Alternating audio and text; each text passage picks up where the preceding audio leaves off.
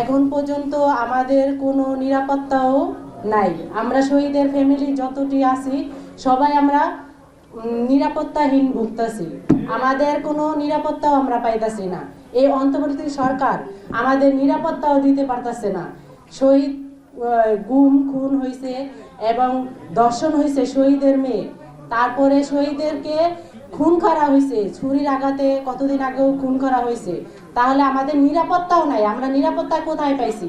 এই সরকার কি অন্ধ না? এই সরকার কি কোনো কিছু বুঝে না? উনি কিসের বিনিময়ে এখানে আইসা বসছে? ওনার তো ভাবা উচিত ছিল যে আজকে আমি এখানে আসছি, আমি কোথায় ছিলাম? স্বৈরাচার শেখ হাসিনা যখন ছিল সরকারে তখন তো ওনার কোনো অস্তিত্বই ছিল না। ওনার তো এটা ভাবা উচিত ছিল, কিন্তু উনি ভাবে নাই। উনি বেইমানি করছে, শহীদদের রক্তের সাথে আহতদের সাথে বেইমানি করছে। উনি একজন গাদ্দার সরকার। ওনারা আমার এখন ঘৃণা করে, দেখতে